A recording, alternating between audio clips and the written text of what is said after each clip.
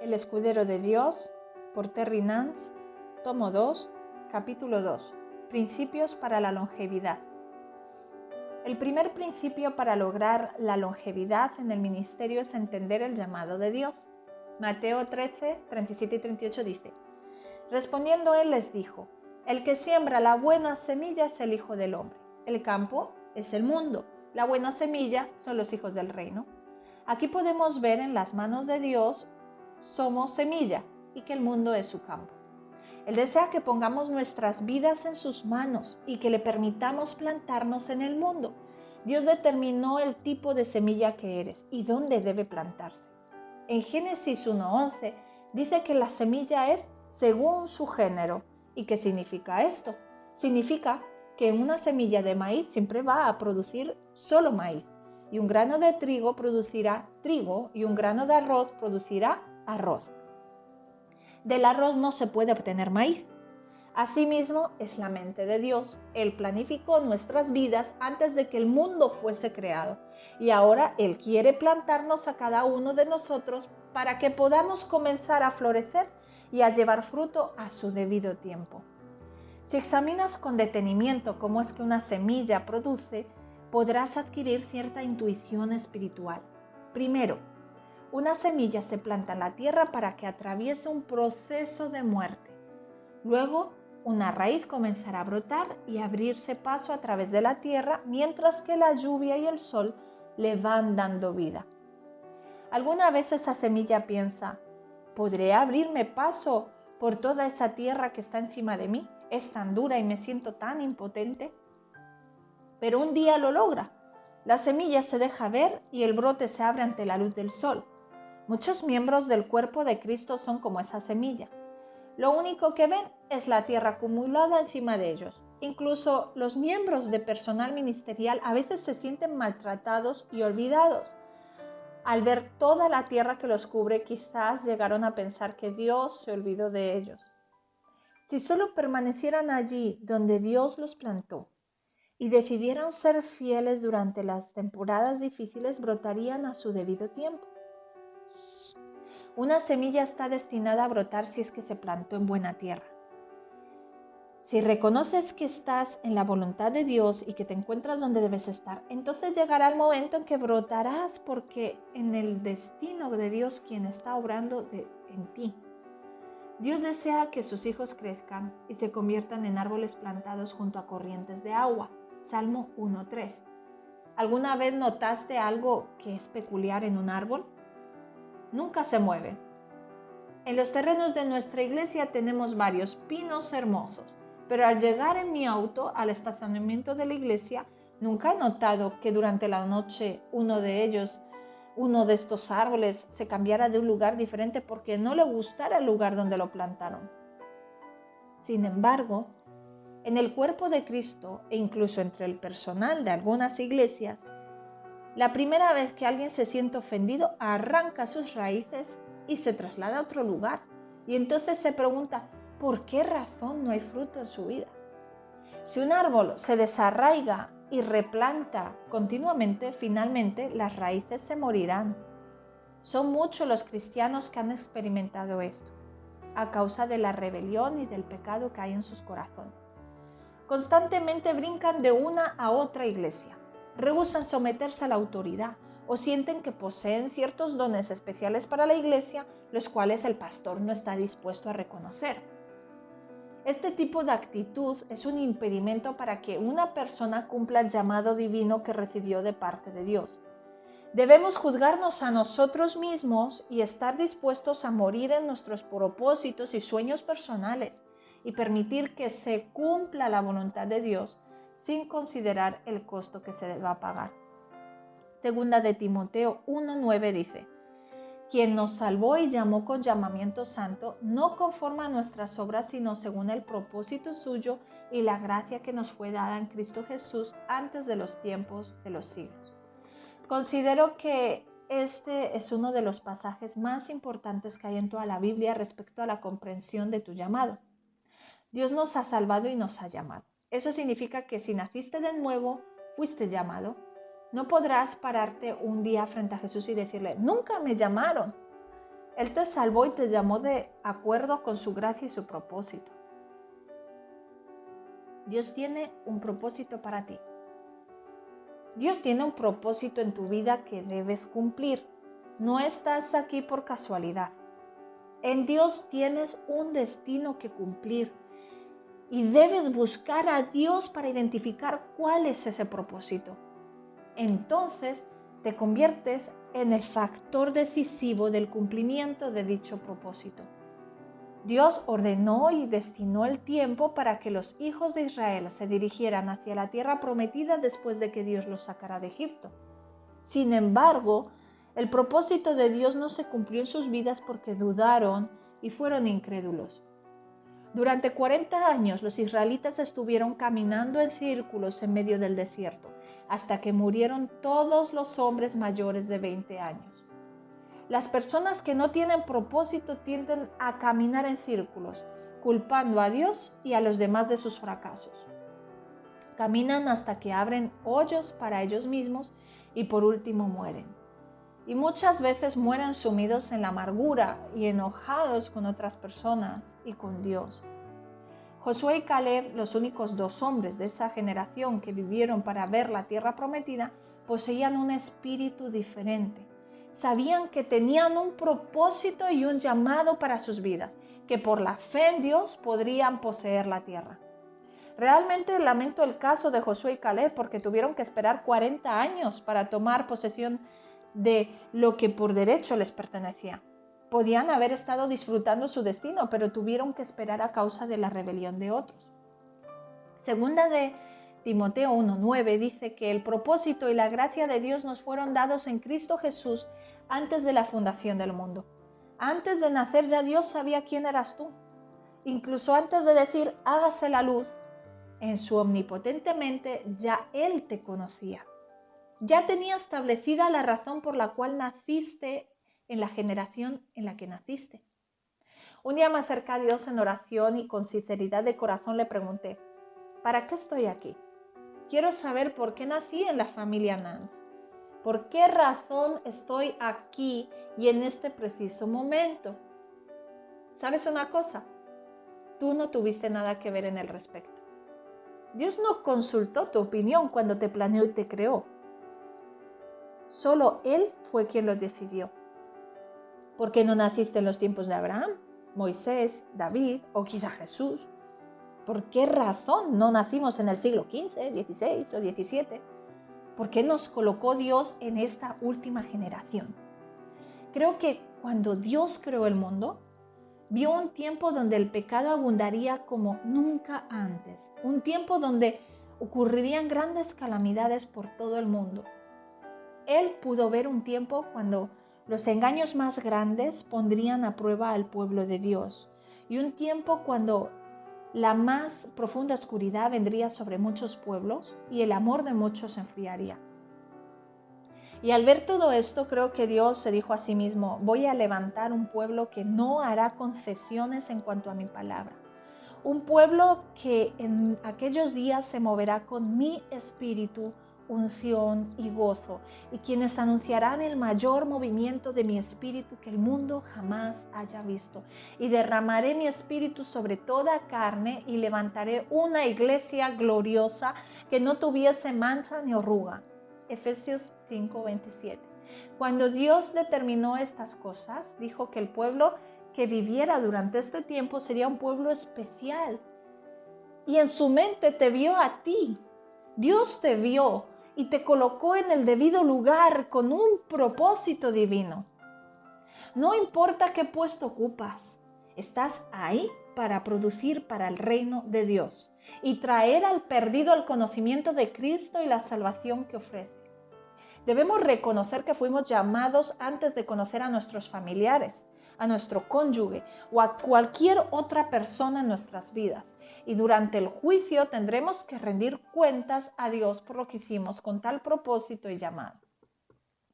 Porque es necesario que todos nosotros comparezcamos ante el tribunal de Cristo para que cada uno reciba según lo que haya hecho mientras estaba en el cuerpo, sea bueno o sea malo. Esto está en 2 Corintios 5:10.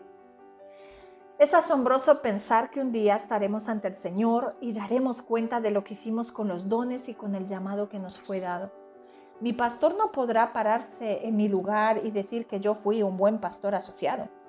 Mi esposa no podrá testificar que yo fui un buen esposo. Solo yo podré responder ante el Señor. Él me dirá: Terry, ¿qué hiciste con lo que te di? ¿Cumpliste lo que te asigné? En este momento, la asignación que he recibido de parte del Señor es ser pastor asociado titular y director de misiones de la Iglesia Ágape. El Señor me dijo que tomara la misma visión, unción e integridad de esta iglesia y que la reprodujera a través del mundo. Todos tendrán que rendir cuentas. A ti, querido lector, te digo por el Espíritu de Dios. Tan cierto como que estás leyendo esto, tú también tendrás que pararte frente a Él y responder a las mismas preguntas. Es por eso que nuestro llamado es tan importante y por lo cual debemos soportar las vicisitudes que vengan mientras servimos. Debemos tomar la firme decisión de ver la voluntad de Dios cumplida en nosotros, no importa el costo. Hebreos 5:7 dice: y Cristo, en los días de su carne, ofreciendo ruegos y súplicas con gran clamor y lágrimas al que le podía librar de la muerte, fue oído a causa de su temor reverente. Con tal de cumplir con la voluntad de Dios, Jesús derramó lágrimas y lloró profundamente. Muchos ministros y ayudantes de ministerio le huyen a todo lo que sea difícil y dicen: si es la voluntad de Dios, entonces va a ser fácil. Pues bienvenidos a la realidad. A veces es necesario un profundo clamor y lágrimas para permanecer donde Dios nos plantó y rehusar un cambio sin considerar las condiciones. Otra de las prioridades para lograr longevidad en tu vida es tu relación personal con Cristo. Es fácil involucrarse a tal grado en la obra del ministerio que nuestra vida parezca ir corriendo frente a nosotros y obviamos nuestro tiempo a solas con el Señor. Encuentro muy interesante que en Lucas 11:1 los discípulos le pidieran a Jesús que los enseñara a orar. Por aquel entonces el ministerio de Jesús era bastante conocido y los milagros, las señales y las maravillas ocurrían a diario. Sin embargo, la Biblia nunca dice que los discípulos le pidieran a Jesús ni siquiera una sola vez su unción. En la actualidad podemos ver grandes hombres de Dios moviéndose en grandes unciones de sanidad y liberación. Es asombroso escuchar las cantidades de personas que desean, codician y quieren y estarían cualquier cosa para que uno de estos ministros les impusiera las manos y le transfiera la unción. Ningún ser humano jamás se movió en los dones del Espíritu Santo hasta el grado que Jesús lo hizo. Si codiciamos ese tipo de unción, debemos hacer lo que hicieran los discípulos y pedirle al Señor que nos enseñe a orar. Debemos de seguir los patrones que estableció Jesús. Los ministros están cayendo porque perdieron su intimidad con el Señor. Muchos han caído en pecado simplemente porque sustituyeron una relación de intimidad por la obra del ministerio. Mientras oraba en cierta ocasión, el Señor me reveló la clave para ver en mi vida la realización del cumplimiento del llamado. Es por medio de la intimidad, embarazo, dolores de parto y alumbramiento. La vida espiritual nace de acuerdo al mismo patrón en que se nace a la vida natural. Debemos entrar en una relación de intimidad con Dios y de esta relación de intimidad viene el embarazo. Esto significa que estamos embarazados con las visiones y los planes que Dios tiene para nosotros. Entonces tenemos que sufrir dolores de parto y sufrir dolores de parto significa interceder, cuidar de, orar y hablar la palabra de Dios sobre dicho plan o visión. Primero vienen las contracciones y luego nace la criatura.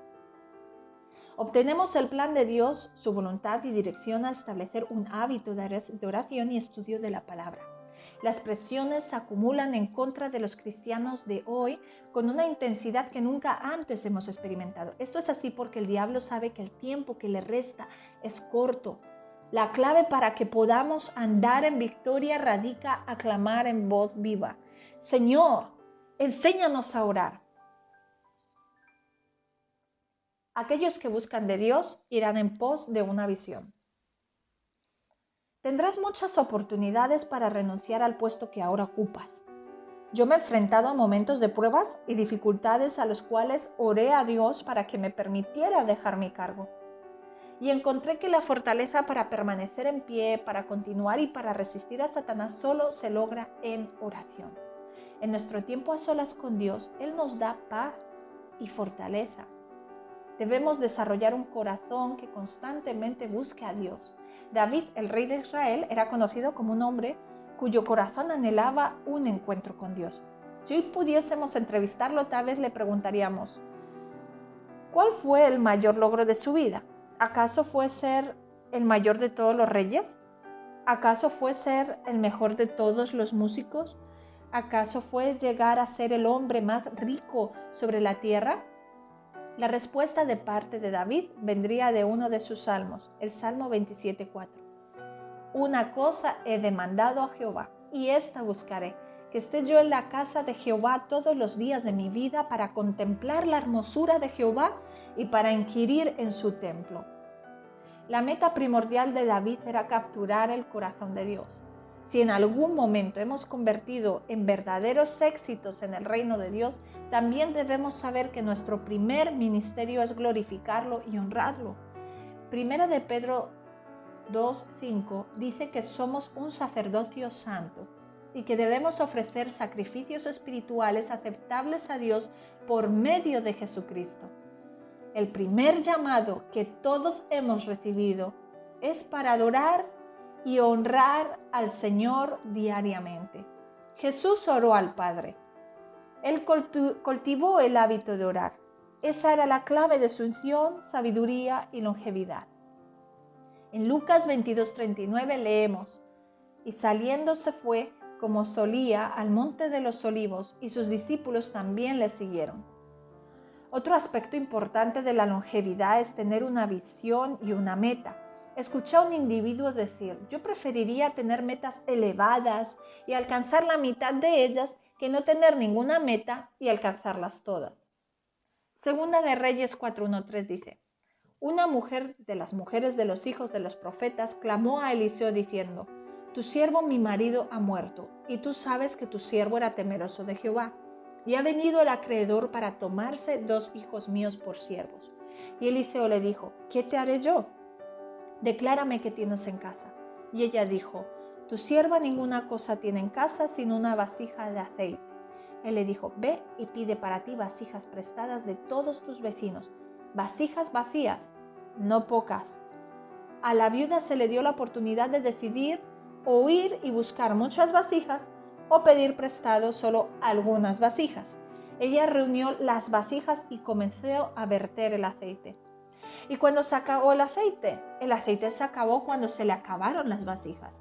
En sus manos estaba la clave para el milagro que iba a recibir. Ella pudo haber dicho, hay demasiado calor hoy para ir a buscar vasijas. O, Eliseo, no me siento bien. O, solo pude encontrar una sola vasija. Lo que trajo fue lo mismo que recibió. Si ella hubiese sabido lo que en realidad Dios estaba a punto de hacer, hubiera encontrado un pozo vacío y le hubiese dicho, esta es mi vasija. Eliseo se hubiese reído y creo que Dios también. Si en la vida no ejercitas tu fe para alcanzar una meta o una visión, nunca lo lograrás. Tendrás que levantarte de donde estás y trabajar para cumplir tu meta. Dios bendice tu esfuerzo. Al principio de llegar a Ágape no sabía con exactitud cuál era mi meta y visión para Dios. Sabía que tenía un gran deseo por el campo misionero, pero eso era todo. Como me estaba acostumbrando a mi nueva iglesia, no esperaba que de inmediato me enviaran al campo misionero, así que comencé con la tarea de abrir y cerrar el edificio y preparar todas las cosas antes del servicio. Esa era una meta pequeña, pero aún así era una responsabilidad que Dios me dio y la desempeñé durante 3 años hasta que Él llamó a una persona que se encargara de ello a tiempo completo. Mientras tanto, las puertas del campo misionero comenzaron a abrirse. Y todo lo que te venga a la mano, hazlo con todo empeño. Eclesiastés 9:10. Si acudes a tu pastor o a los líderes de tu iglesia y comienzas a servirles, la visión que Dios tenga para ti comenzará a hacerse realidad. Sé de bendición en tu iglesia local y verás cómo las puertas comenzarán a abrirse por todos lados. De alguna manera, todos debemos conectarnos a un cuerpo local, bajo el liderazgo de un pastor que Dios haya llamado. Muchas personas se trasladan de un ministerio a otro basándose en lo que consideran que tienen cada uno para ofrecerles, sin nunca preguntarse qué quiere Dios. Permanecer donde Dios te colocó. Saber que estás en el ministerio que Dios desea para ti es otra clave para lograr la longevidad. Creo que esta es la década de la iglesia local. Usar los ministerios como un trampolín está mal. Y esa podría ser muy bien la razón por la que no estás prosperando en tu llamado.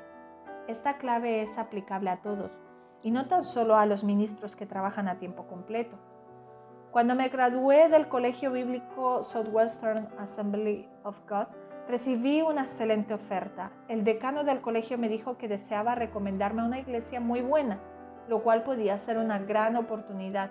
Sin embargo, sentí paz en mi corazón en cuanto a ingresar en el Instituto de Capacitación Bíblica Rema en Broken Arrow, Oklahoma, cerca de la ciudad de Tulsa. Sabía que si nos mudábamos para Tulsa, mi esposa y yo tendríamos que buscar trabajo.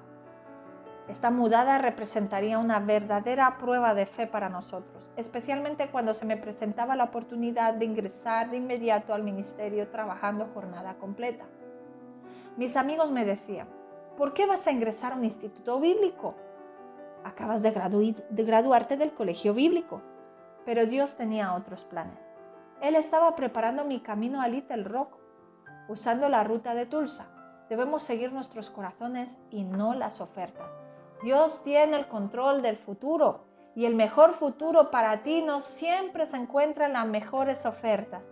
La voluntad de Dios es que permanezcas plantado allí donde Él te tiene hasta que te diga que puedes mudarte.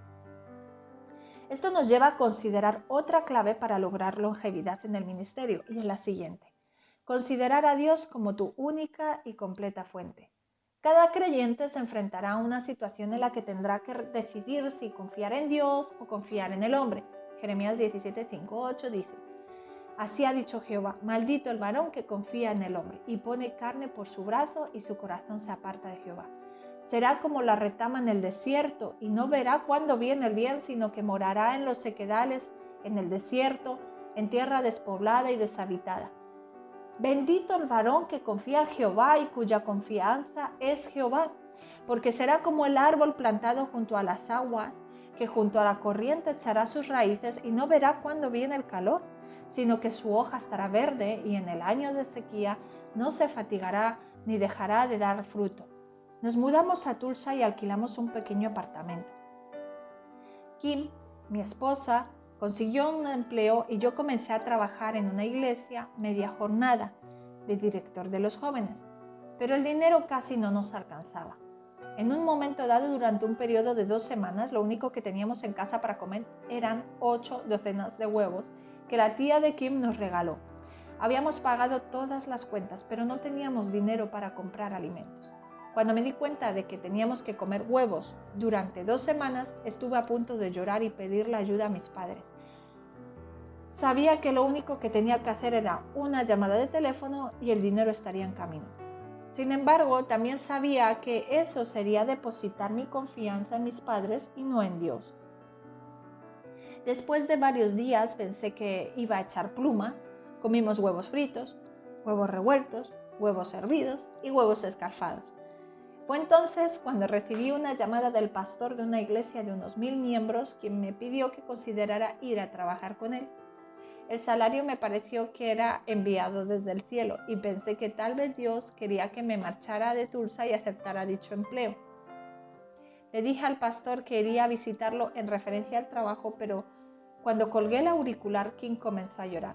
Me dijo, Terry, sabes muy bien que es aquí donde Dios nos quiere. Creo que ni siquiera debemos ir para hablar con ese pastor acerca del empleo. Después de orar, llamé al pastor y me excusé por incluso haberle dicho que iba a visitarlo en referencia al empleo. Le dije que yo estaba seguro de que el Señor me había enviado a Tulsa, entonces colgué el teléfono. Miré a Kim y le dije, pásame los huevos. No me arrepiento de haber tomado tal decisión, porque ese fue el medio que Dios usó para enseñarme a confiar en Él. Incluso cuando llegué a Little Rock, hablé con los hermanos Caldwell, sabíamos que estábamos dando un paso de fe. Ellos sabían que nosotros debíamos unirnos a su congregación y a su vez Kim y yo sabíamos que Dios nos estaba diciendo que debíamos aceptar. Vinimos sin mencionar nada respecto al sueldo, solo sabíamos por la paz que sentíamos en nuestro interior que Dios supliría todo, y así lo ha hecho.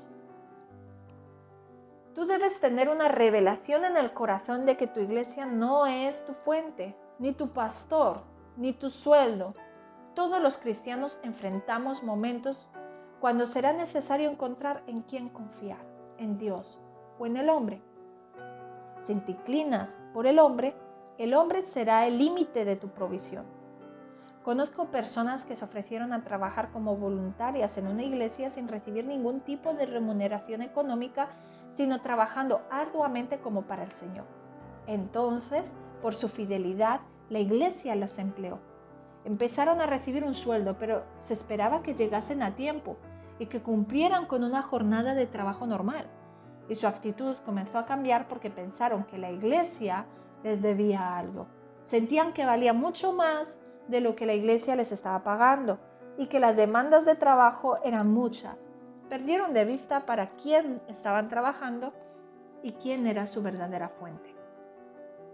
No permitas que tu corazón se llene de ira en contra de tu pastor o empleador cuando te encuentres en una situación donde debes confiar en Dios financieramente.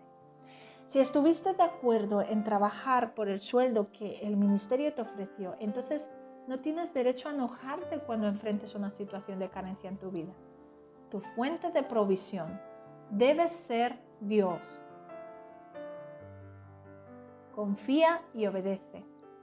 Otros 2 principios para lograr longevidad en el ministerio son tener confianza en la gracia de Dios sobre tu vida y siempre obedecer las instrucciones originales de Dios.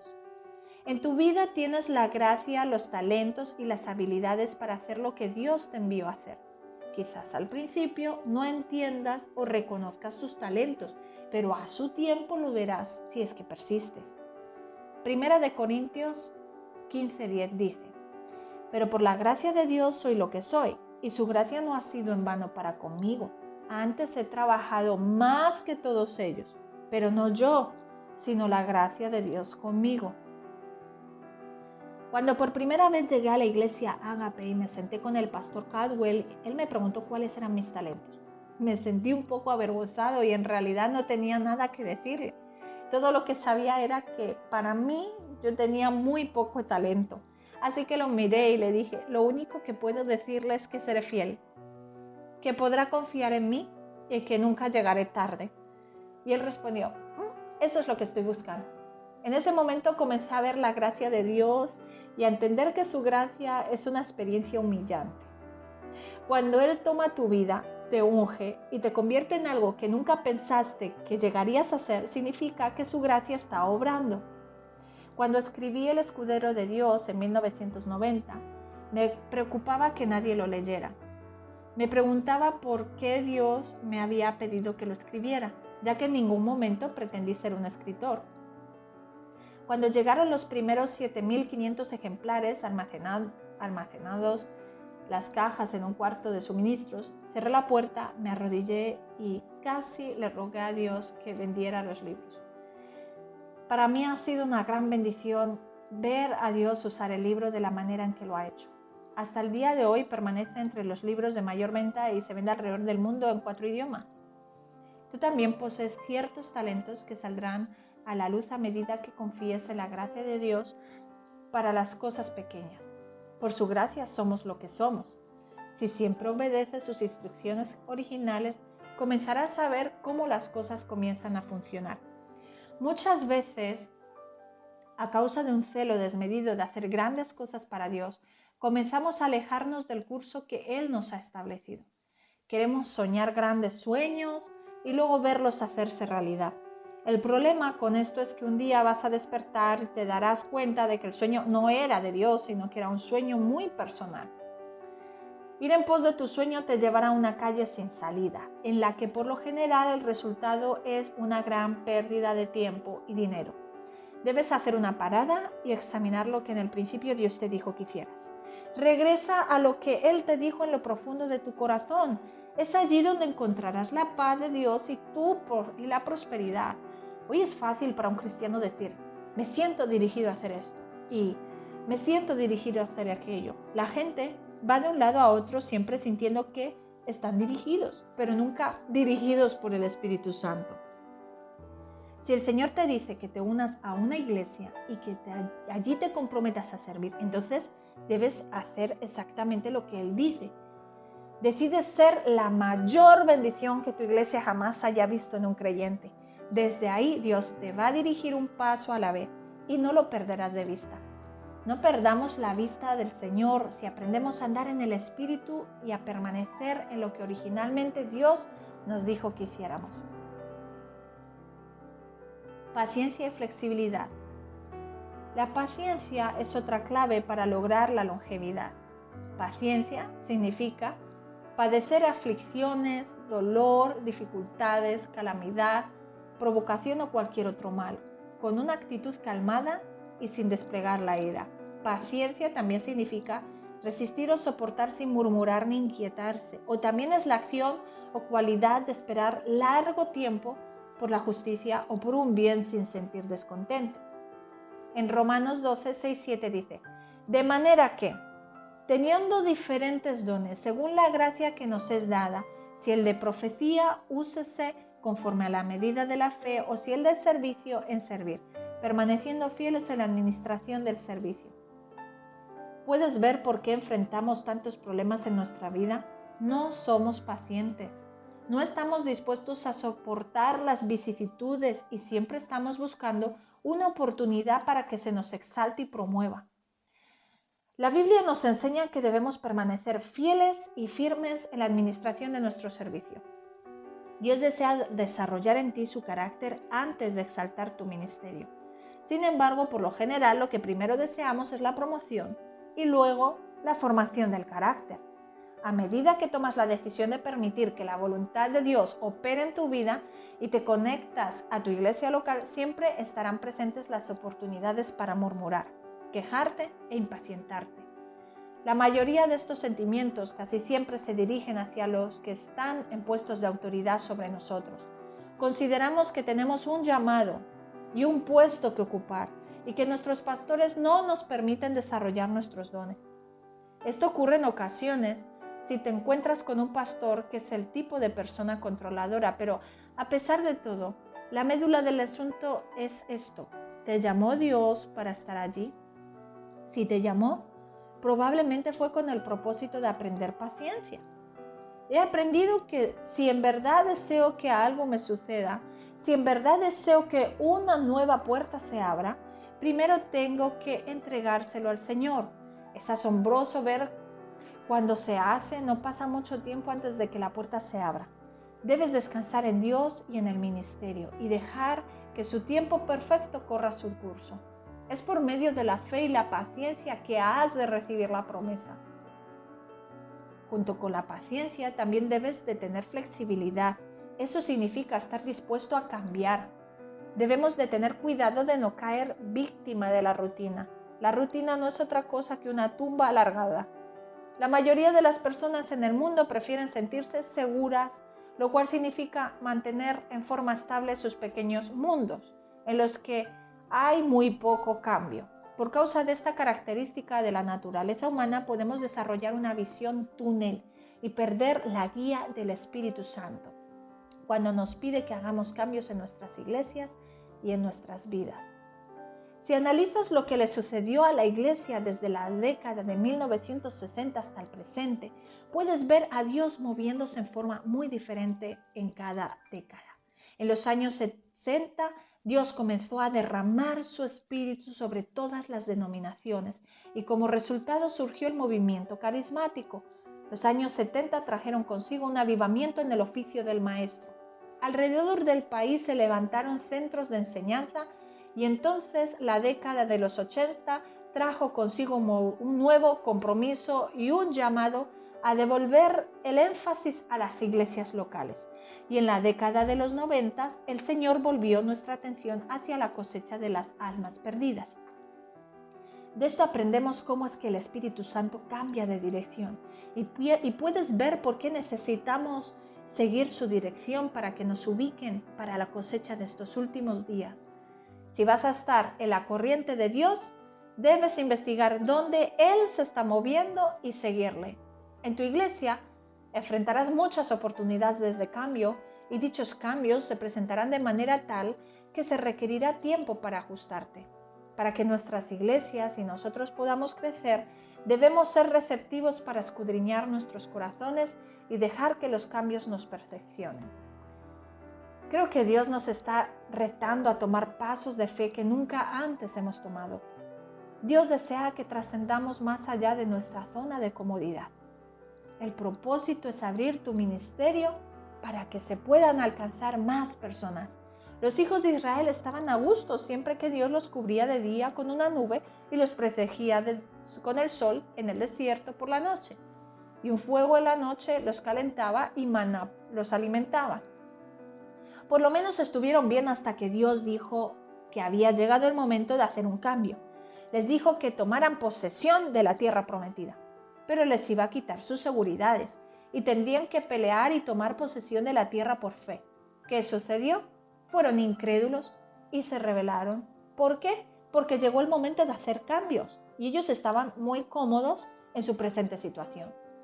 Tu vida y tu ministerio se te detendrán por completo si no estás dispuesto a hacer cambios. Si estás cómodo, nunca podrás cumplir con lo que Dios tiene para ti.